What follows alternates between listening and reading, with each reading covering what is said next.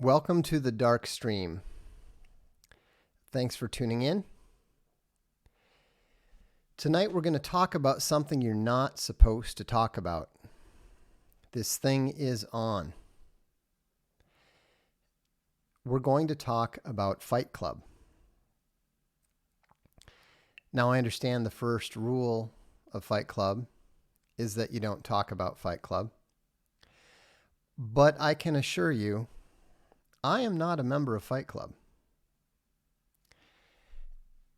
And the interesting thing about Fight Club, to me, is how few people understand what Fight Club is actually and has always been about. Now, I was not a fan of the book or the movie. I actually thought the movie was clever,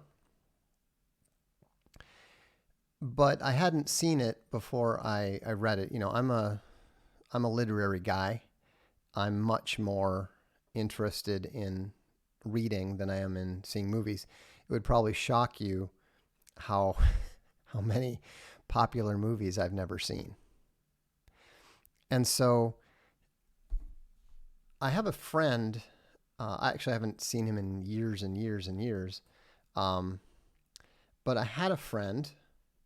His name is Reed Mercer Schuchart.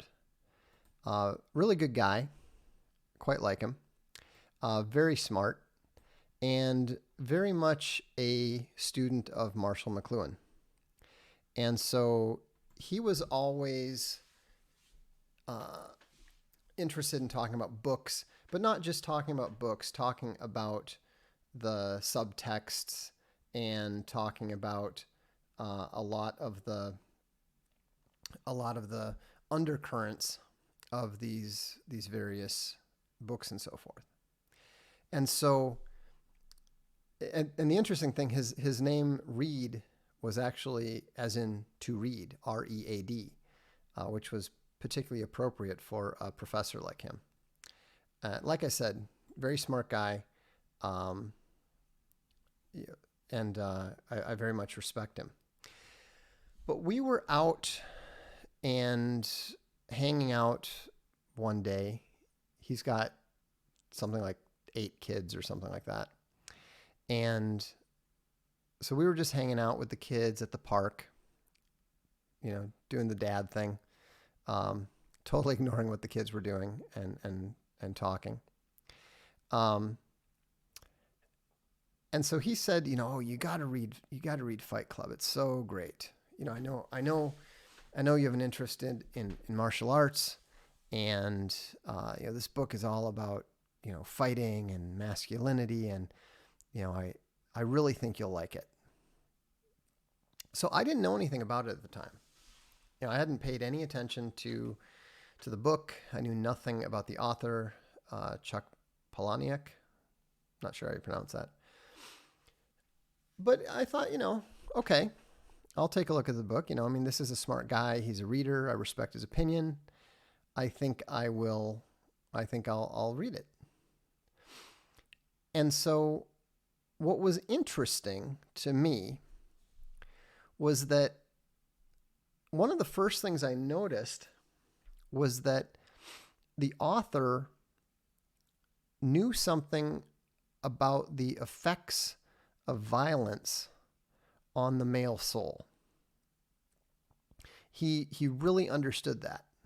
He really understood the way that a fighter has a tendency to seize up everyone that he runs into. And he has a tendency to look at everybody in terms of, can I take him? How would I take him? You know, and I remember a friend of mine, my best friend, who was also a dragon, the one who I told you about, was there with me when we decided to join the dojo. We were at a club one time, and this guy walked in, and he was just a physical specimen. You know, he was just a physically imposing, athletic guy. And it was funny because I look over and my friend is just staring at him. And I knew exactly what he was thinking because I said, have to go for the knees, huh? And he said, I honestly cannot imagine being able to do anything else. You know, the guy was just so physically imposing, and that, you know, there was no way that you could take the guy on without doing, you know, really serious damage. And so that attitude is there in the book. You can pick it up. There's this sort of, not sociopathy, but awareness of the potential for violence that I thought was interesting, especially because it was very clear that the author also didn't know anything about fighting. He's just like Joe Rogan. His knowledge of fighting was all theoretical, and it was all wrong. It was all very Hollywood. And I address this, I should mention, one of the things that Reed wanted me to do, the reason that he wanted me to read the book is because he asked me to contribute to a Smart Pop anthology that he was editing. And you can read this on my blog. If you go to voxday.blogspot.com and you do a search for Breaking the First Rule of Fight Club, that's a post that includes this piece that I wrote. I called it "The Club That Dare Not Speak Its Name." And so you can read this, and this is the piece that I wrote for Reed.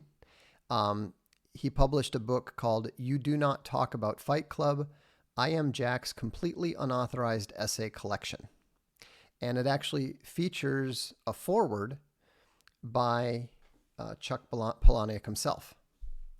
So anyhow, my piece was very different than everyone else's because first I talked about fighting. I talked about, you know, actual martial arts fighting, actual street fighting, and I point out a couple different things.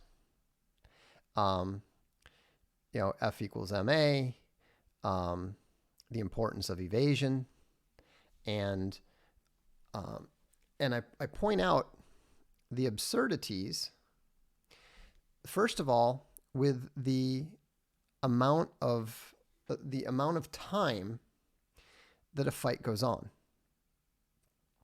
The cinematic vision of the back and forth battle where one person is winning and then the other person gets angry and fights their way back into it is just totally wrong. It's totally false. And what I point out is that most actual fights are a lot more like a snowball that is perched on top of a hill.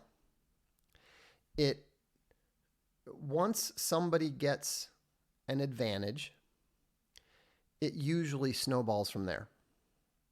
Now, obviously, in grappling, you tend to see a lot more reversals and that sort of thing. But when you're talking about real fighting, when you're talking about real striking, then usually the person who takes the first real hard shot tends to be at a disadvantage, and typically the other fighter will finish them off relatively quickly after that. So, but what I was more interested in, let me back up for a second. What I was more interested in was the quote unquote subtext of the book, except for the fact that it is so in your face as a reader that you can't even call it a subtext. And so the interesting thing was that I told Reed that I was pretty sure, knowing nothing whatsoever about the author, I was pretty sure that the author was a homosexual who was in a romantic relationship with a fighter. And I don't recall, if I recall correctly, that was actually true, although apparently the guy was actually a wrestler or something. But anyhow, how did I know that the author was gay? Well, it was pretty obvious to me from the very beginning. In fact, what I wrote was, one cannot really say that Fight Club has a homosexual subtext because the concept of a literary subtext generally implies some degree of subtlety, and at the very least demands an absence of screaming obviousness flaunting itself in the reader's face with all the discretion of a Sydney Pride parade. I mean, I don't know how to put this for those of you who are Fight Club fans, but let's just say that the entire book is not about fighting. It's not about Fight Club. It's not about masculinity, and it's not about men fighting with other men. The whole book is about the underground sodomy scene. That's what the book is about. It's all about the gay subculture. And so look at this. Look at this. At the very beginning, it begins with Tyler and me at the edge of the roof, the gun in my mouth. I'm wondering how clean this gun is. Okay, it's not a gun. It's not Tyler's gun. No sooner does the oral performance come to an end than the second chapter begins with the reader discovering his weekly release in the massive arms of Big Bob. It's the only place that he can find release, we're told. It's the only place that he can cry. Okay? Let's just say, just like he wasn't referring to an actual gun in the first scene, in the second scene, he's not referring to emotional release, weekly emotional release, and he's not referring to tears. He's referring to physical release and something other than tears. And the other thing that Big Bob introduces is the theme of gender confusion. He doesn't have any testicles, we're told, and he has what were called bitch tits.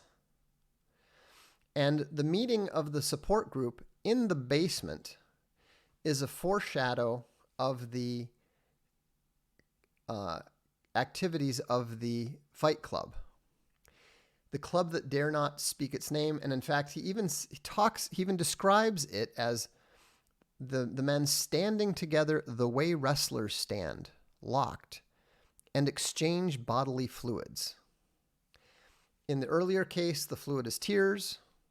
Later, it's blood and sweat.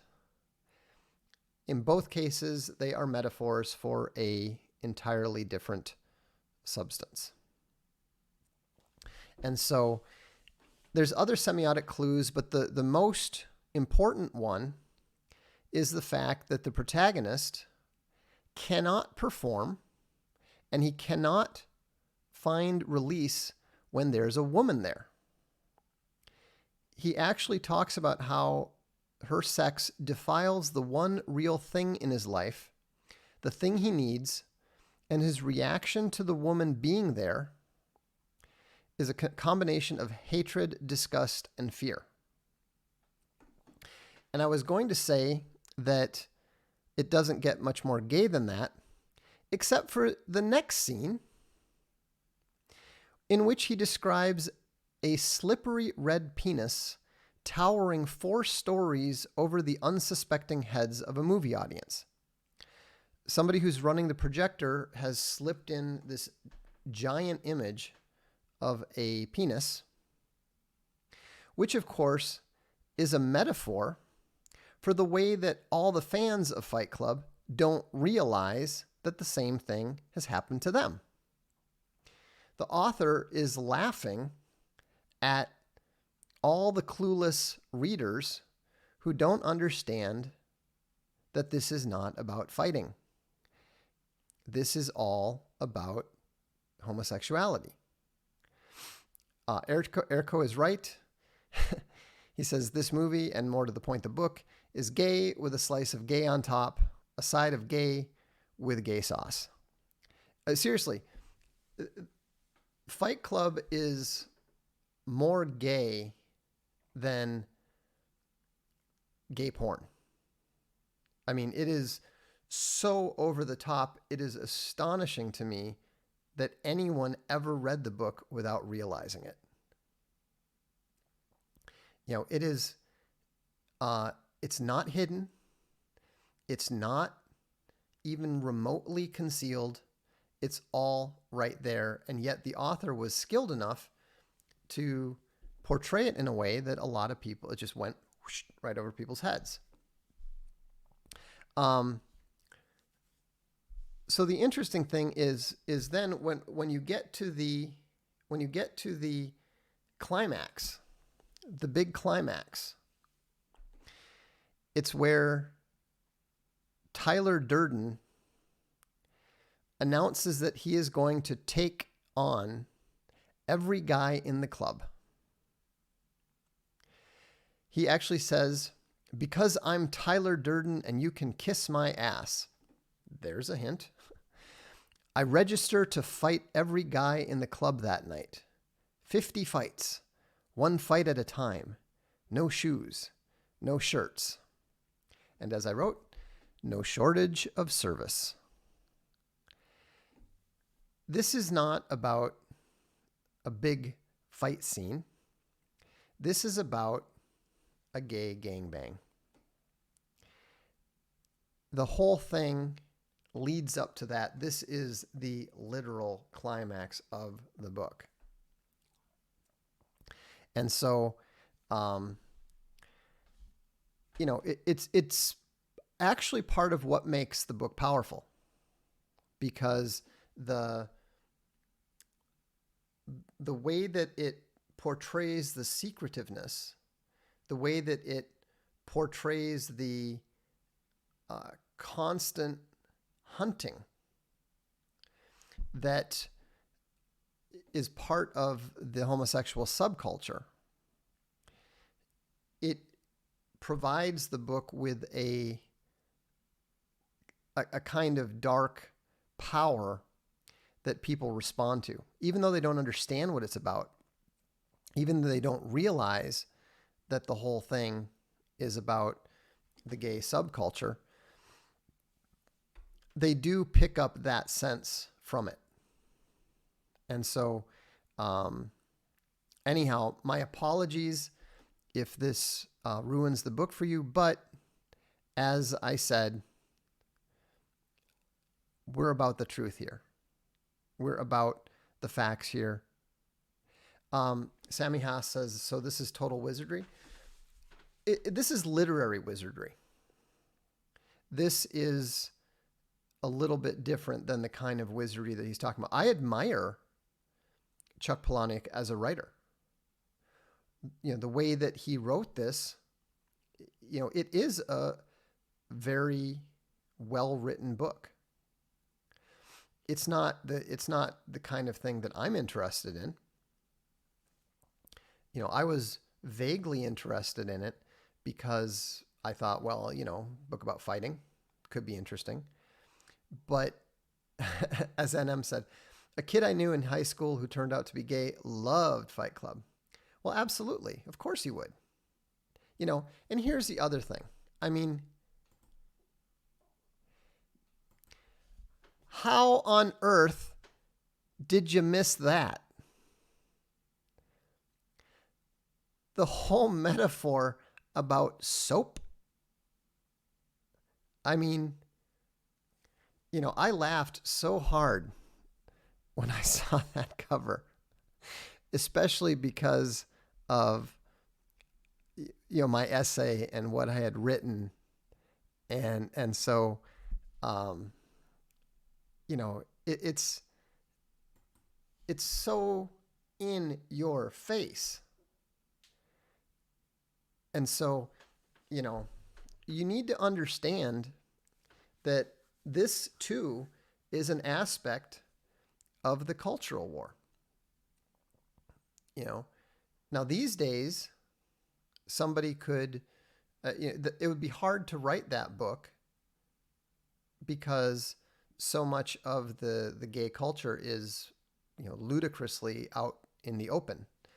You no longer can't talk about Fight Club. Now that's all they talk about. Now they want a reality show. Army Bear says, I thought the soap was because they're making soap. No, they were making soap because the author wanted to put the soap in there as a metaphor. And so, anyhow, was the buildings exploding symbolizing something gay? Yes. Ralph Cramden says everything Vox says is coming off as a double entendre now. Because everything in Fight Club is a double entendre. All of it is a double entendre. And yes, that probably does explain why Brad Pitt was cast, because Brad Pitt at the time was particularly popular in that community. And so, anyhow, when you read books, you need to learn how to see the metaphors. Owen talks about seeing through what people are saying, and he's absolutely correct. But you also need to learn how to see through the literary metaphors. There's all kinds of stuff in many, many books. Olong Johnson says, so why don't they want to talk about Fight Club then? Because it's the love that dare not speak its name. I mean, that whole phrase about you don't talk about Fight Club is a paraphrase of Oscar Wilde's reference to homosexuality, the love that dare not speak its name. No, Johan Rosario, you're not blocked. Let me address a couple super chats here. I need to find them. I learned that trying to keep track of them in the actual chat doesn't work very well because I can't keep up with it. It doesn't. The way that they handle it in Streamlabs OBS is suboptimal. I'm going to have to send them an email and talk to them about that. Okay. Anthony Garcia says, what can I say to people that say life is meaningless? I would ask them if they believe that beauty and love and joy is meaningless. Because those are all aspects of life. Jordan Peterson is wrong. Suffering is not life, but suffering is part of life, and suffering is not always meaningless. It can be, but often suffering has a point. We go through pain to make ourselves stronger. Gran Torino says, Vox, greetings from Ireland. Keep teaching. Well, thank you. I don't consider myself a teacher of any kind, but I do, I just consider myself an observer. And I observe, and I attempt to speak truly about my observations. And, if people happen to find that useful, if people happen to find that educational or informative, that's great. But it's a give and take. I was working with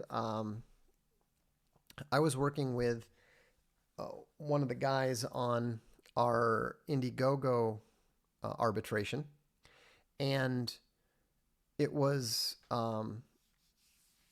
interesting because there was some stuff that I knew, there was some stuff that he knew, but when we put it together, we were able to figure out some very important stuff.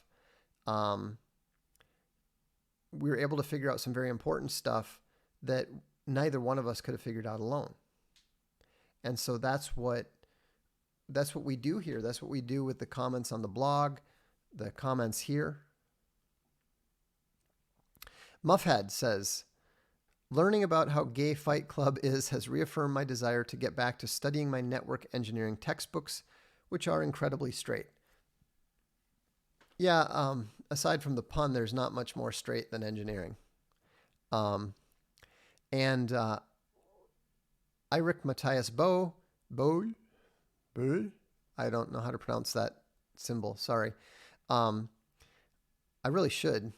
Space Bunny is half Norwegian.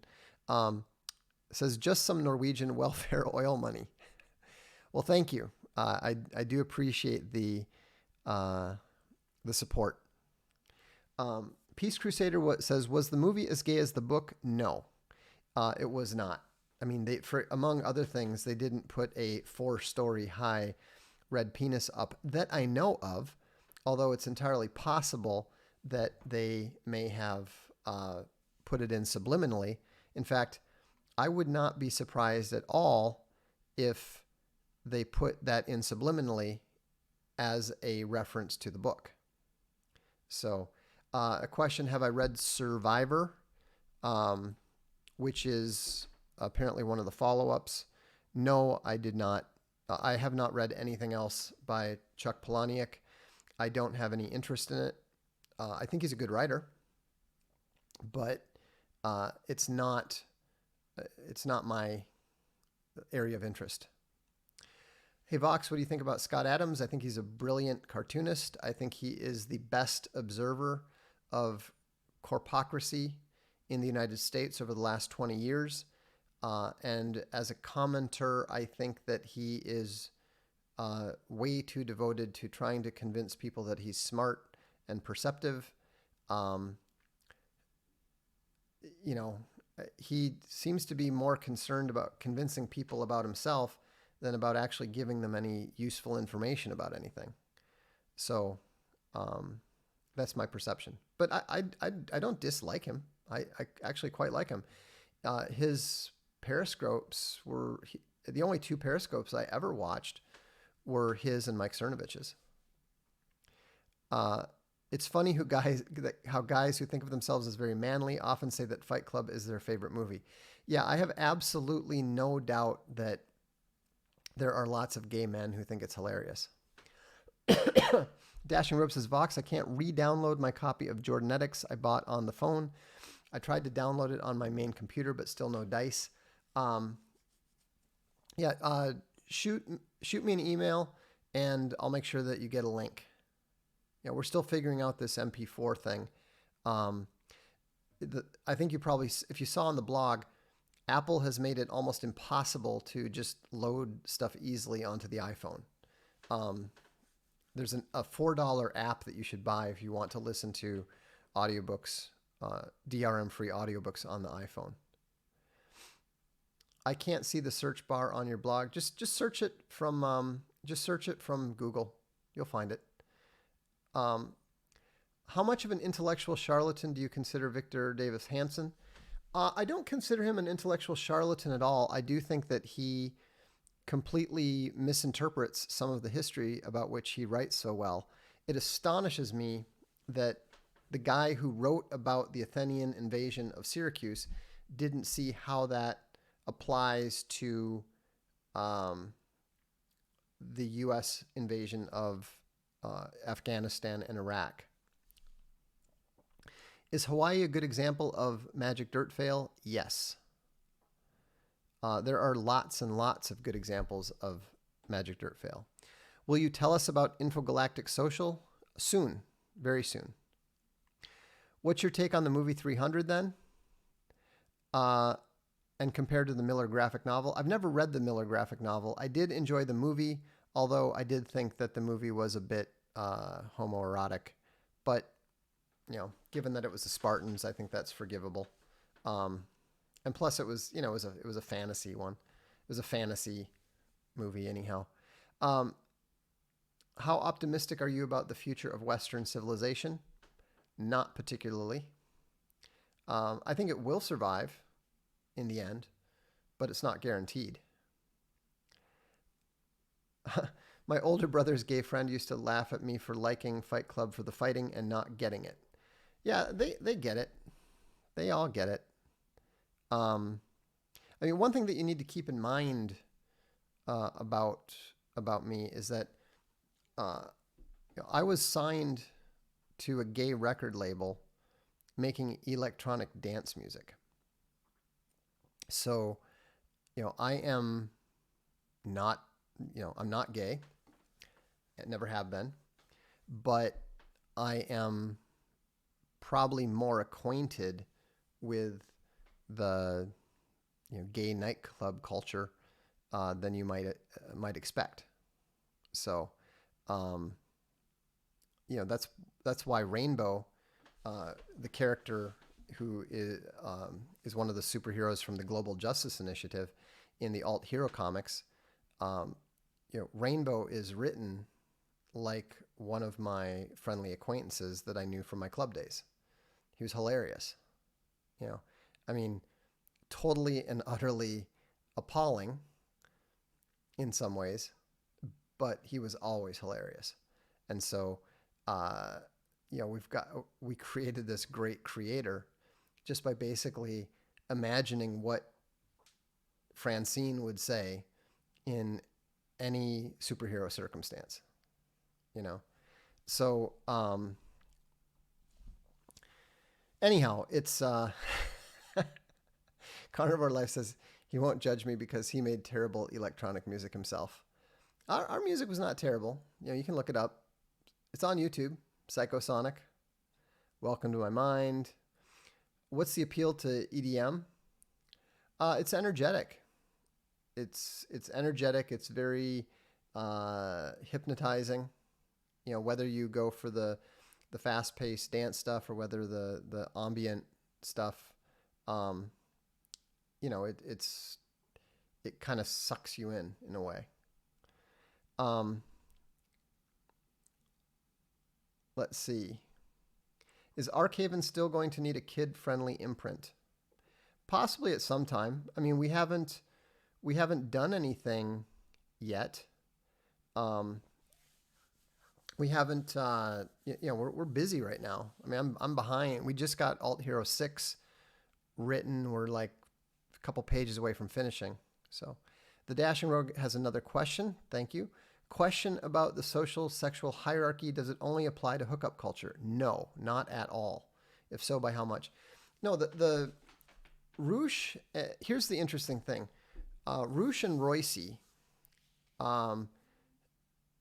when they came up with this whole alpha beta sexual hierarchy, they were focused on a specific area that was of interest to them, but they were picking up a larger truth.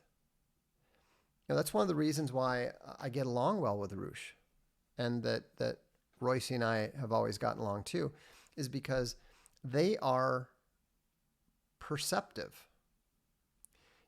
Don't ever think that just because they happen to be primarily focused on a limited area means that they're not aware of the larger aspects. And that's why, if you notice, both Roosh and Royce, or Chateau Artiste, have spoken well of my expansion of what they've done, because that's what I consider. I don't consider what I've done anything new. It's just an expansion of the ideas that they came up with. I don't claim to have invented any of this stuff. They're just observations that we've made about patterns of human behavior. some of those patterns of behavior focus on, you know, the sexual aspects, and that's of course going to be of interest to guys who are pickup artists. And then the other stuff, the more socially oriented stuff, the stuff that applies to corporations, the stuff that applies to organizations, to your daily life, those are related. I mean, how can they not be related? It's all the same thing. It's just different applications.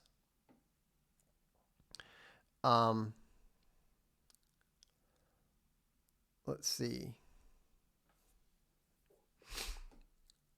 Just seeing if there's any questions here. All right. No wonder you and Milo have a good rapport. Yeah, I mean, Milo and I get along great. You know, I genuinely enjoy just hanging out and talking to him. He's a very smart guy, and I think that he actually merits more respect than he's given as an intellectual. People tend to think of him, you know, primarily as a self-serving performer, you know, a self-serving public performer, and he is, and he's very good at that. But he's also much more than that. Was Grease a lesbian film then? I don't think so. Let's see.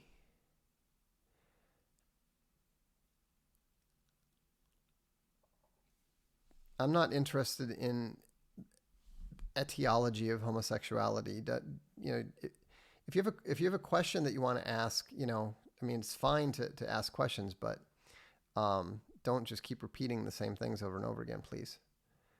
All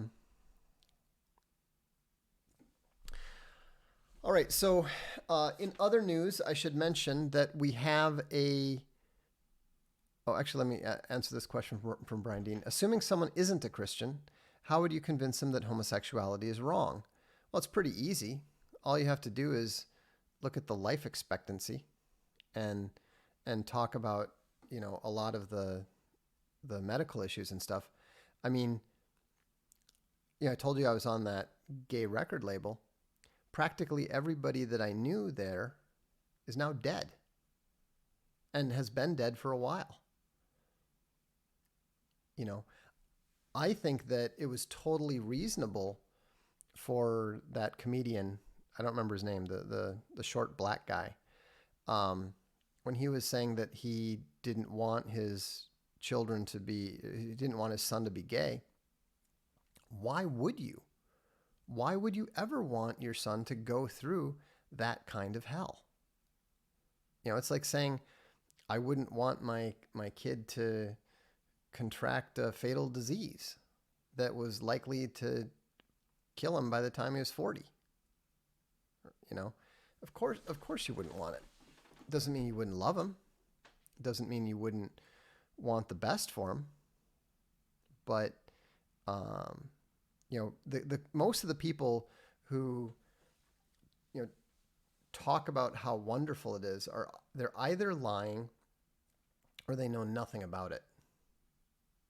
And so, you know, when people ask me what I think about homosexuality, my first answer, my first instinct is almost always pity.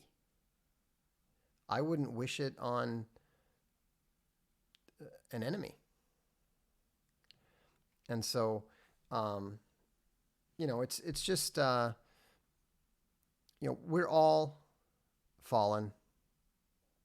We all sin. And I wouldn't put too much stock on priding yourself on the fact that your sin is any better than anybody else, you know? So anyhow, yeah. And like I said, somebody just said, and Milo's spoken on this many times. I mean, he understands that. Oh, here's a question I missed. I'm sorry. Just Thomas said, I've recently been sought out to participate in a small think tank. The gentleman organizing it is a Mason. Your thoughts on Freemasonry? Oh, I'm familiar with all the conspiracy stuff. I think probably at the higher levels, it's bad. I think at the lower levels, it's nothing. Just like it's just like everything else. I mean, it's like talking about acting. If you go into acting, then uh, then get paid to pretend to do something. There's nothing wrong with that. But by going into acting, you are putting yourself in a position where you're going to be offered uh, opportunities that you probably want to pass on. I guess that would be my thoughts on Freemasonry. You'll probably be given opportunities that you might want to think twice about accepting. The Dashing Rogue says, to prove being gay is wrong, ask about the utility of sex and its function of sexual reproductive systems. I don't think that that's a good proof, because then all it turns into is an argument about contraception. So I don't think that that would be very appropriate, or very effective, I should say. I should mention we have good news. We just got our audiobooks back from Audible. And what I mean by back is that we are now able to sell them ourselves. They're still going to be on Audible. They'll still be available there. But we now have the ability to sell them directly, which means that we can sell them at a higher quality. They're actually 4 times the quality, the audio quality of the Audible books. And we've already got the first one up. This is probably my best known nonfiction book. If you haven't read it, and you work for a corporation, or you're involved in any sort of activity that SJWs are beginning to interfere with, I would highly recommend that you check it out and read it. Let me see here. This is possibly going to be huge, but we'll see what we can do. Yeah, that was way too big. Should have gone with the small one. We'll just shrink it way down here. There we go. Getting there. Okay. So this is SJWs Always Lie, Taking Down the Thought Police. I think it's 6 hours and 48 minutes. And this explains everything you need to know about the individual SJW. It teaches you how to deal with an SJW swarming. It teaches you to deal with how to deal with the 8 stages of an SJW attack. And so I think that if you have any issue with SJWs, if you know that SJWs are invading your hobby, invading your organization, invading your church, I would heavily recommend that you consider getting a copy and read it. We're also including the ebook with the audiobook. So it's $14.99 at archavencomics.com. So you can, we prefer that you use the credit card, but you can use PayPal if your credit card doesn't work. And maybe you can even understand why the Wall Street Journal described me as the most despised man in science fiction. You can also pick up Jordanetics at our site. And over the next few weeks, we will be adding all 40 plus of our various audiobooks there. So if you're looking for good science fiction, if you're looking for good fantasy, and hopefully in a couple weeks, more like 6 weeks, we'll get the massive 934-page A Throne of Bones in audiobook available there as well. Yorev Enley says, I think JP got triggered during his live stream when I quoted Jordanetics. I suspect that you're absolutely right. John Nagy says, "Is it voiced by you?" No, it's not. It's voiced by a really excellent narrator named Bob Allen. He's got a much better voice than I do. If you're going to listen to somebody for 6 hours, you don't want to listen to me. Let's see. Sebastian says, I worked at Wax Trax record label in the early 90s, mail order while a student at the University of Chicago. Worked with Jim Nash and Danny. Yep, I remember Jim and Danny. When were you with Wax Trax? I didn't know that. I was one of the founders of Psychosonic. And so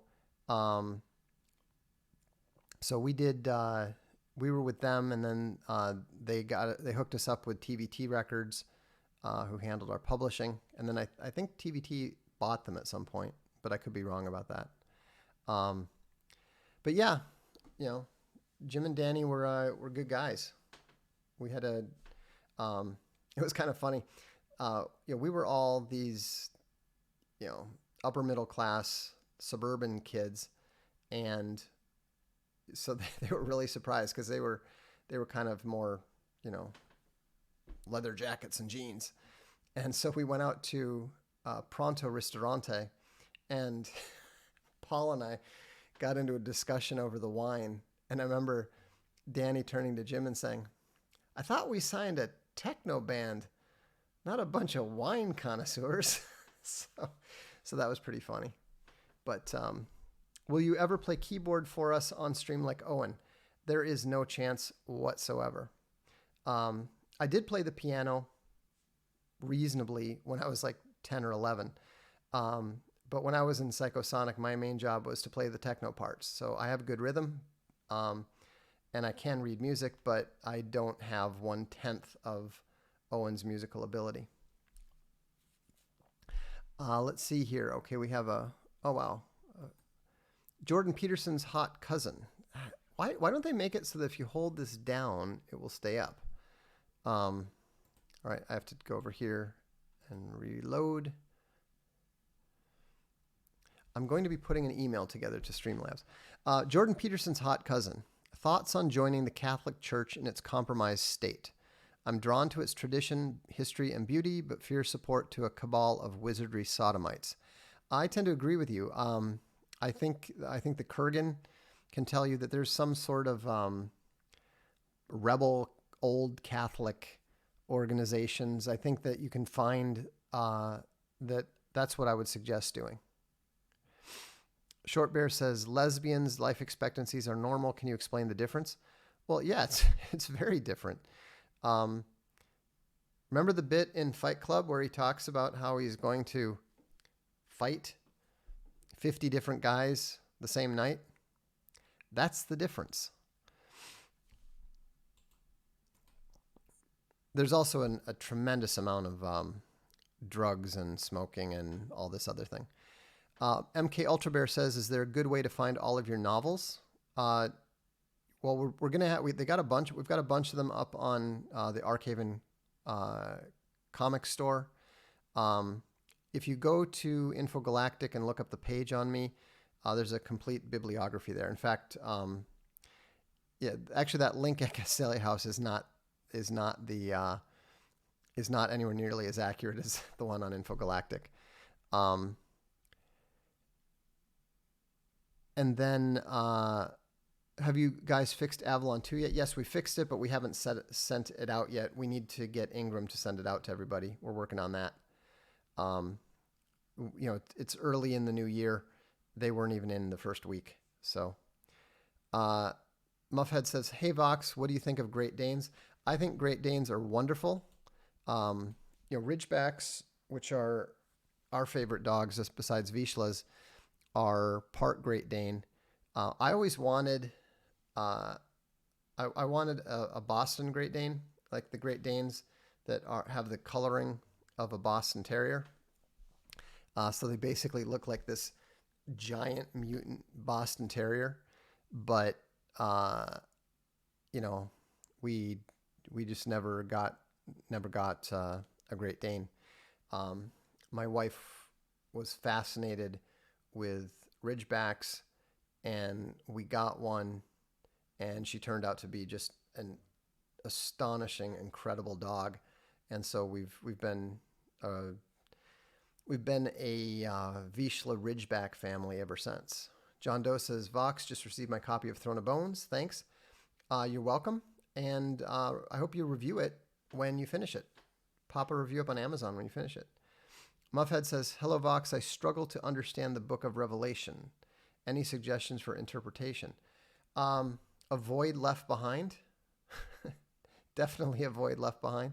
I wouldn't worry about it too much. Honestly. Read it, pay attention to it. You can see some of this happening.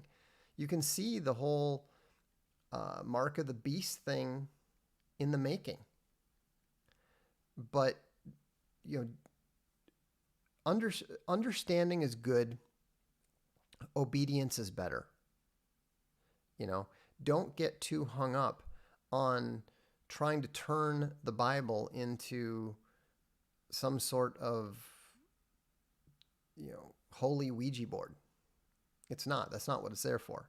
It's there to teach you how to live your life. If you want rules for life, look in the Bible. And so, here we go. The Kurgan showed up. Marziano. Que bello.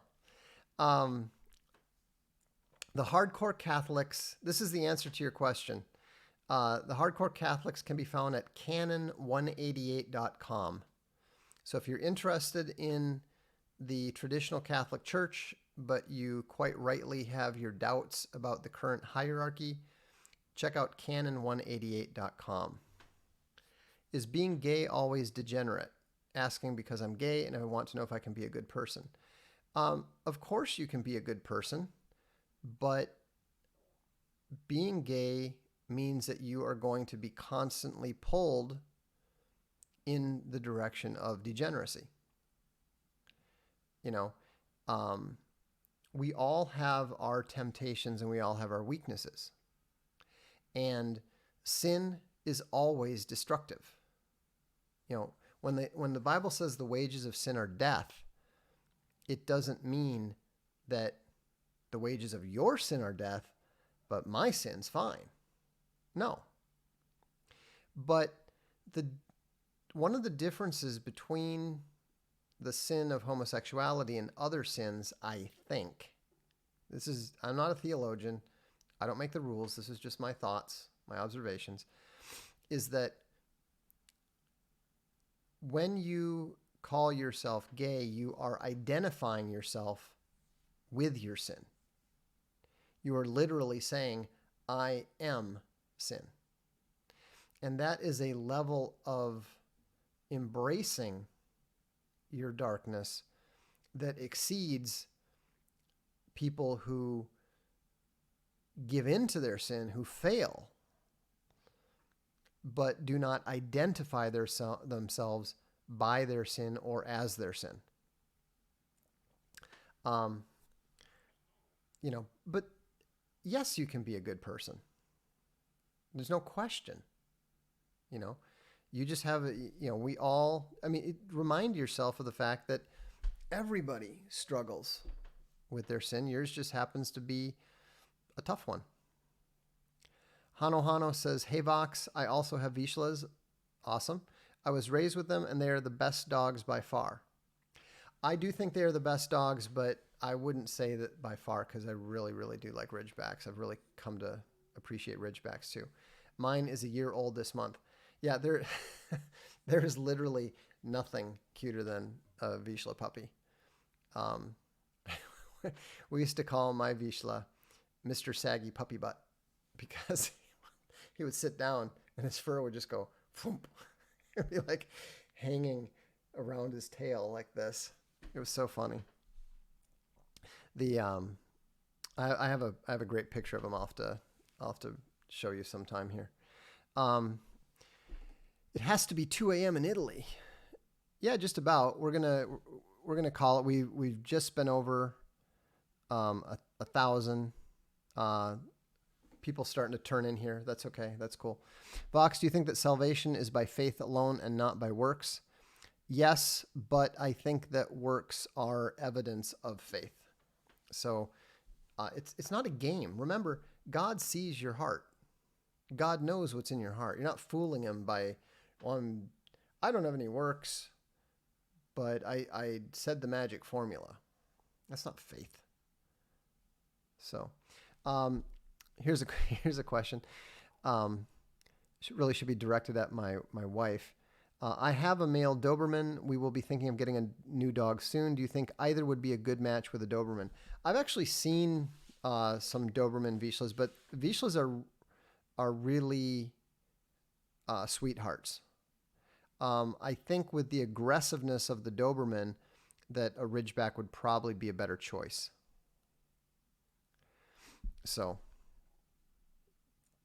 an interesting talk wants to remind us all that Fight Club is gay.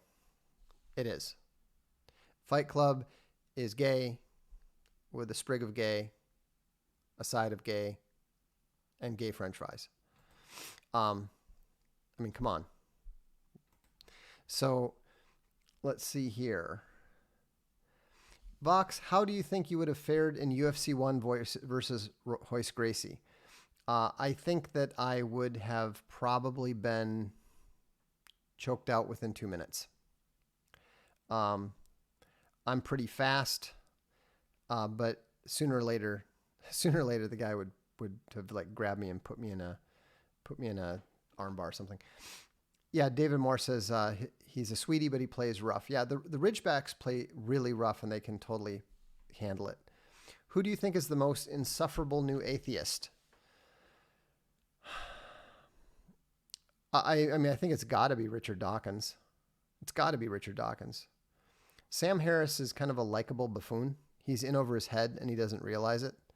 But Dawkins is he's just a piece of work. So dishonest. If you haven't read my book, The Irrational Atheist, you might not understand why I think of him that way. But Starscream has a question. How do you know when an author is using an object or an action as a metaphor versus when the action or object is just part of the innocuous background? It's when the object or action does not have it doesn't repeatedly show up. The reason that the gay metaphor and the gay subtext is so obvious in Fight Club is because it's so repetitive. You cannot get away from it. It's impossible to escape it. Everything is a double entendre. If it's just, but also it depends on the author, So, some authors are very superficial. Others are trying to weave deep meanings into everything they write. I had to learn to stop doing that. I had to learn to quit trying to put in subtext. I had this brilliant economic subtext in Wrath of Angels. Absolutely no one picked up on it. It was totally stupid and did nothing for the story. So when I wrote Throne of Bones, I said, okay, no subtext, no literary pyrotechnics, just tell a good story. And it worked. So that's what I try to do now in my fiction. Do you think Dawkins regrets tearing Christianity down only for new belief systems to occupy its void? Yeah, he thought that secular humanism was going to win. And now he doesn't. Now he knows it won't. It can't. So, well, that's all for tonight. If you get a chance, go to archavencomics.com. There'll be a link below. You can pick up the audiobook, and the ebook is included in both Kindle and EPUB format for free. We will look forward to seeing you the next time. Remember, Fight Club was never about fighting. Have a good evening. I'm Vox Day. This is the Darkstream.